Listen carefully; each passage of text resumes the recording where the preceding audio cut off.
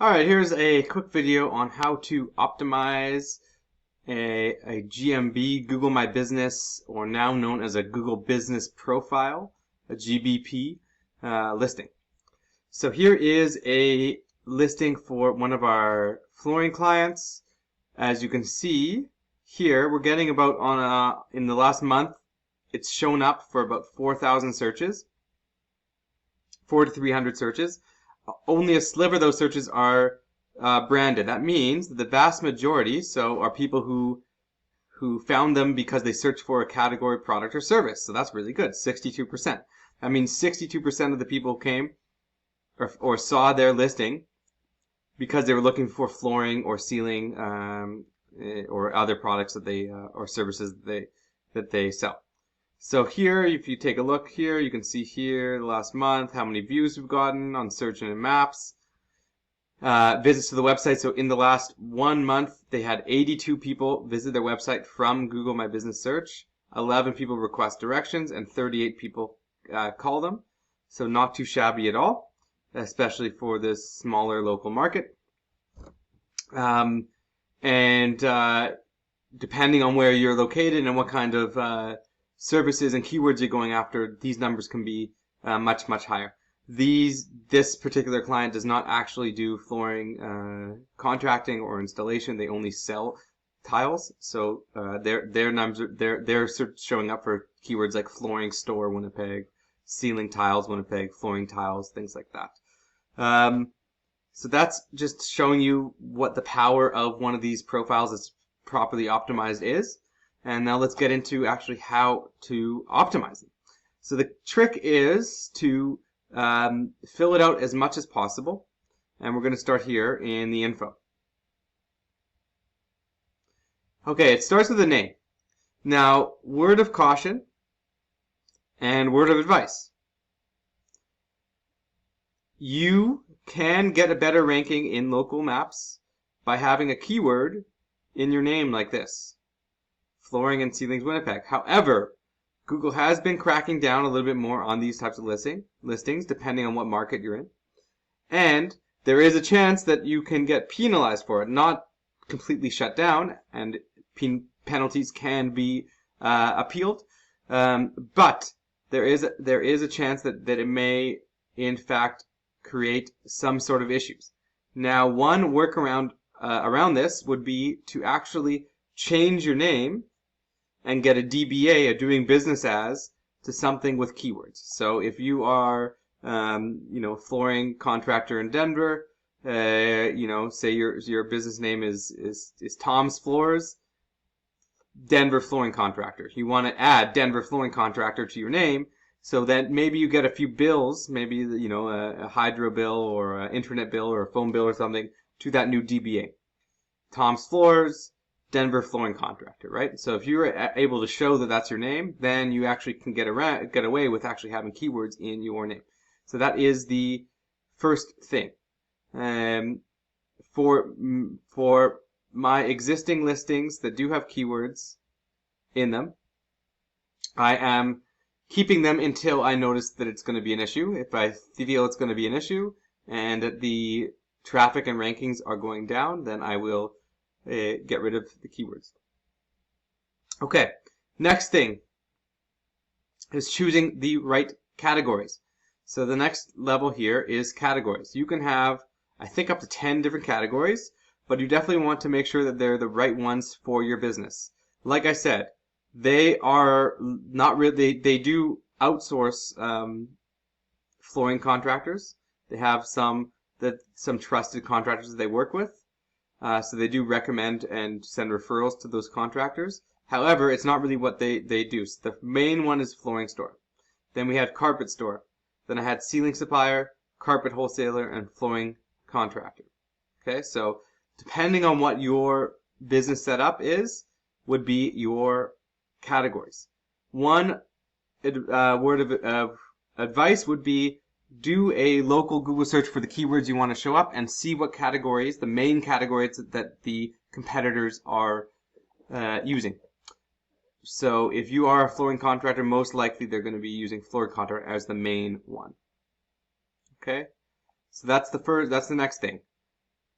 Third is going to be your address. So this is very important. It's consistent across all of your platforms. So it should be written like this on your social media. It should be written like this on your website. It should be written like this in your local business listings, your citations, your EX listings, um, all of your business listings. It's got to be consistent there. And if you were in a different building before, or a different location, and it's different on your website than it is here, that needs to change, right? It needs to be consistent across. If you are in a specific unit number, right? If you are, say, unit 3 or unit 200 or B or C, it's important that you do write that unit B or 2, you can do 2-1420 Notre Dame, as long as it's like that across the rest of your platforms.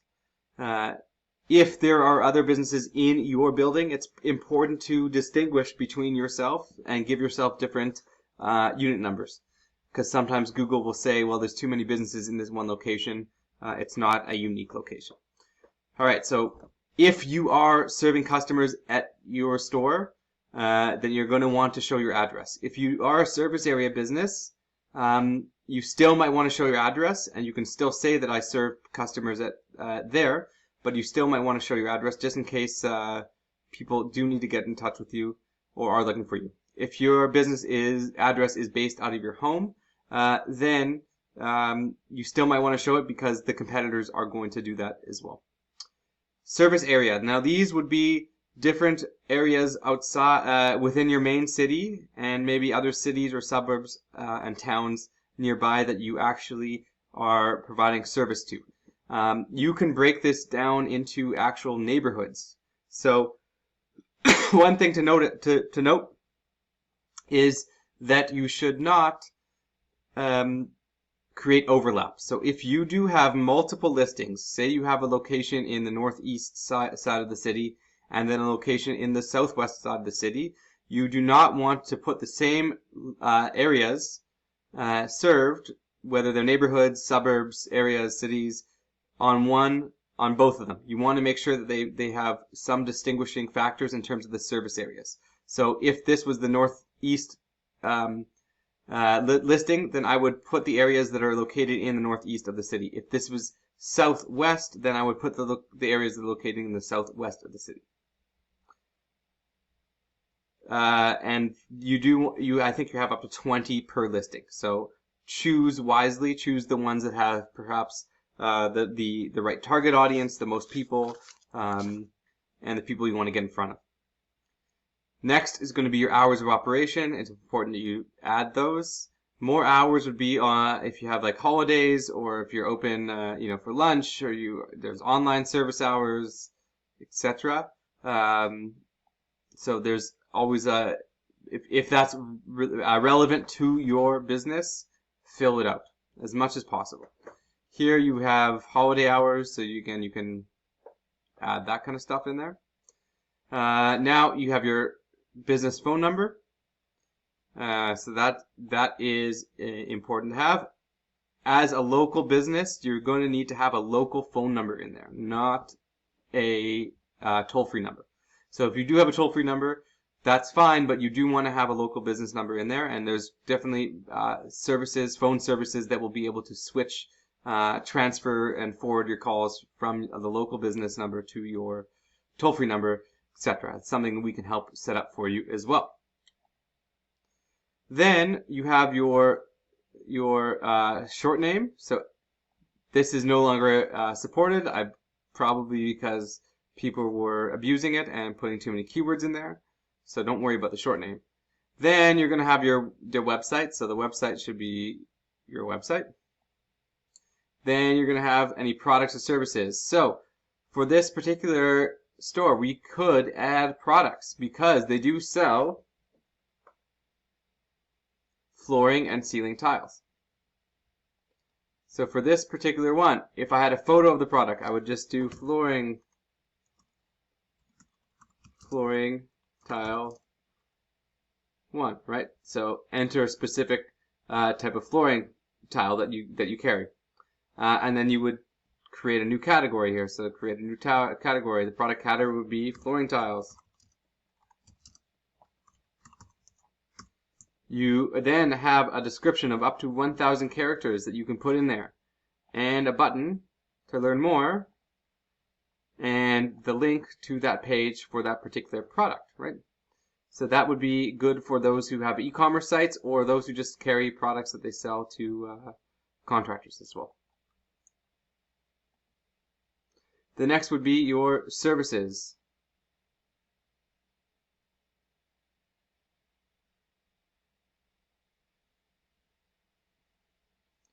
If we get there, here we go.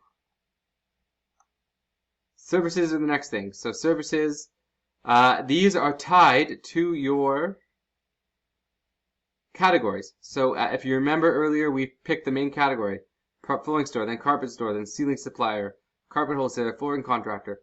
Under each of these, you can add services that are related to that. So if I were a carpet store, I can add a custom service here. I can do carpet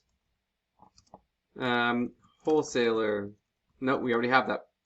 I could do a carpet retailer.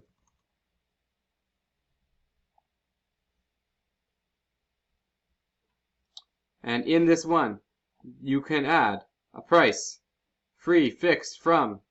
You can also add up to 300 character description of the service. So each of these services, you're going to want to fill out as much as possible. Again, you have 300 characters there, and make it count. So add the buzzwords for that services, add the specific neighborhoods you want to target for that service, and any information that people need to know about that service that would get them to click and purchase, or click and inquire, or click and become a lead, right? Next thing in the profile would be from the business. Identifies as women-owned. I don't think it is women-owned, but that's fine. Wheelchair accessible entrance. Wheelchair accessible parking lot. Wheelchair accessible restroom, right? So anything that applies to these, we can add. Okay. Appointment required, mask required, etc. Okay. And then if you have repair services, you can add that. The credit cards that you're available to, that you take as well, and you want to check off as much as possible that is relevant to you.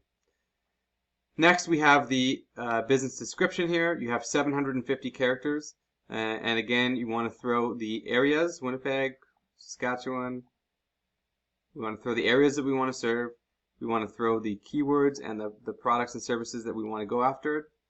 And you want to maybe, the last thing you might want to do is throw the your name, address, and phone number in here. So I might want to copy this from here and just throw that right into the description here.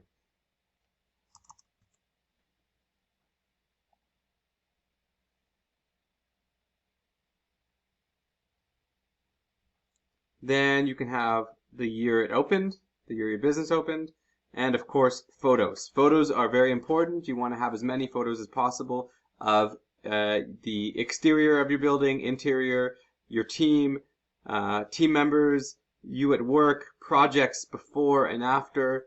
As many images you can have as possible, that would be great. One bonus tip here for optimizing images to add to your Google My Business or your Google Business profile would be to do two things. Enable location settings on your phone. If you're taking pictures from your phone, you want to make sure that that image gets geotagged in the area you're doing it, from your office, from the areas you're doing jobs. Say you want to do jobs around the city, so then you would want to make sure that you try to take some pictures of different areas around the city, so those images are geotagged from those specific locations. And second, you want to add some keywords to the image file when you actually upload it. So instead of just directly uploading it from your phone, which that image file would be something like dwt123.jpg, there's no keywords associated with those images. So you might want to save those images, something like luxury vinyl planks, neighborhood 1, and the date of the project. So that is a bonus tip there that would that gets things gets things moving a little bit quicker here with the profile. So that's it for how to optimize your Google business profile or your Google My Business listing. The key is really to be as thorough as possible and don't leave anything out. And the magic happens when these things are fully optimized and buzzing, because people trust the ones on Google, and that helps generate a lot more traffic and leads to you and your flooring business. Thanks a lot for your time. We'll see you in the next video.